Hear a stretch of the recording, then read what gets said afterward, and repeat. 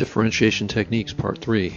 I was asked to do an AP Calculus prep session workshop for students in our school district in a few weeks, and this series of lessons or videos works through the 24 multiple choice problems for the session. In this video, Part 3, we'll be going over problems numbered 13 through 18 in that prep session material.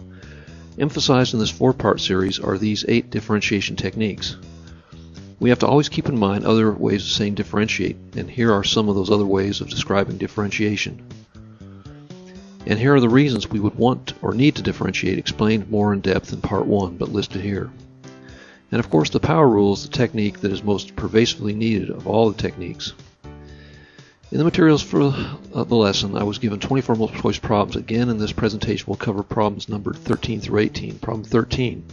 If f of x equals ln of quantity x squared plus 3 minus e to the power of negative 4x, f prime of 0 is, and here are the answer choices A through E. Since we have a differentiation of a logarithm, we will use the logarithm technique, and the rule for logarithms is that ln u prime equals u prime over u. So using the rule, we get f prime of x equals 2x plus 4e to the power of negative 4x over x squared plus 3 minus e to the power of negative 4x. And that's the derivative divided by the underived, or u prime over u. Replacing with 0, we have f prime of 0 equals 2 times 0 plus 4e to the negative 4 times 0 over 0 squared plus 3 minus e to the power of negative 4 times 0. And simplifying further, we get f prime of 0 is 4 over 3 minus 1, which is 4 over 2, or 2. This is done because e to the power of 0 is 1. So we box in our correct answer and circle E as our correct multiple choice option. We use logarithmic, exponential, and power rule differentiation in this problem.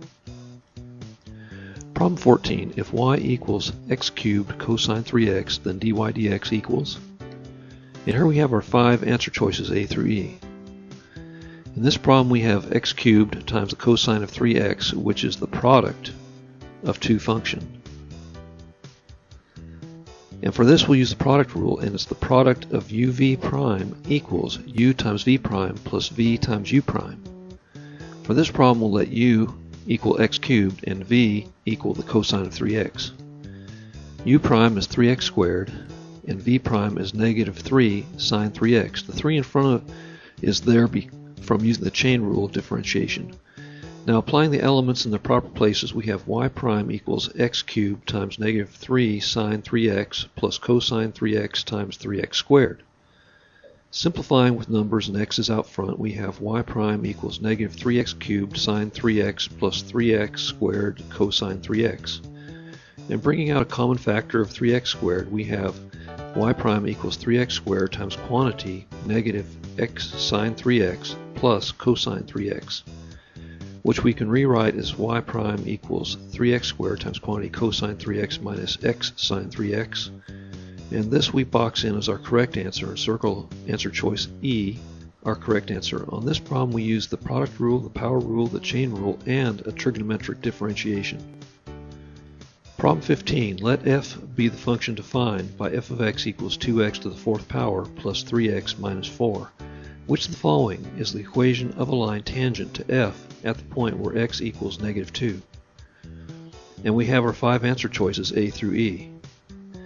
We are looking for the equation of a tangent line. What do we need to get the equation of a tangent line? Well, we need two things. We need a point and a slope. And we have a part of a point already, an x-coordinate of x equals negative 2. To find our y-coordinate that matches, we'll plug in negative 2 into the function f, and that's f of negative 2 equals 2 times negative 2 to the 4th power plus 3 times negative 2 minus 4. And that simplifies to f of negative 2 equals 32 minus 6 minus 4 equals, which equals 22. So our point is negative 2, 22. Now we need to find the slope of our tangent line, and to do that, we'll differentiate our original function f, and we get f prime of x equals 8x cubed plus 3.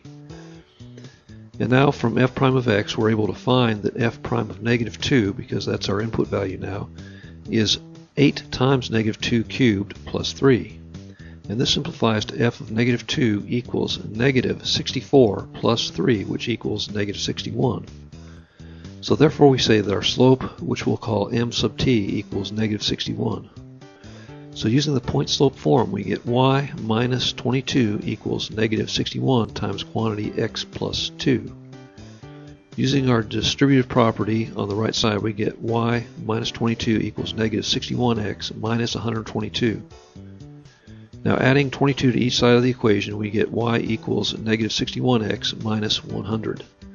And we box in our equation for the tangent line at the point where x equals negative 2, and it's y equals negative 61x minus 100, and circle our correct answer C. For this problem, we needed to use the power rule and the point slope form of an equation of a line to arrive at our correct answer. Problem 16. The table below gives values of f, f prime, g, and g prime for selected values of x. If h prime of x equals f of g of x, then h prime of x equals, and we're given our 5 answer choices A through E.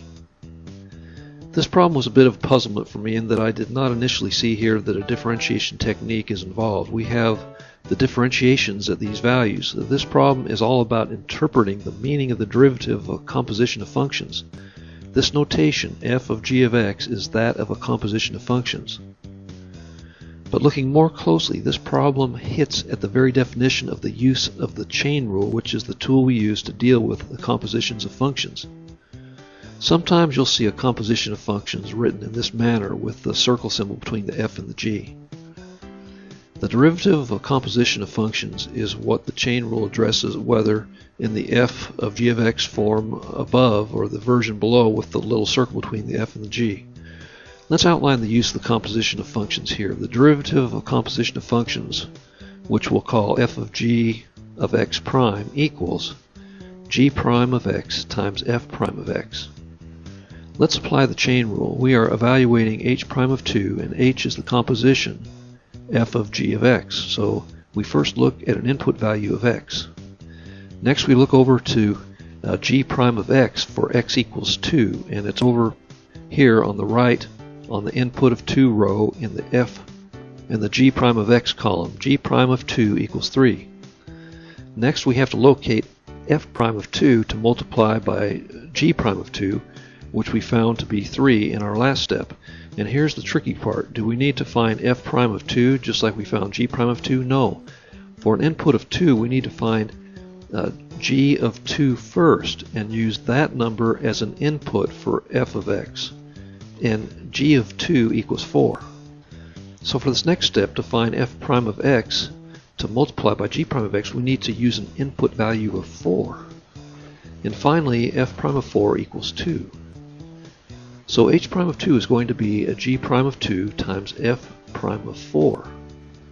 So multiplying g prime of 2 by f prime of 4, we have h prime of 2 equals 3 times 2, which equals 6. So we box in our correct answer and circle the correct multiple choice option, B.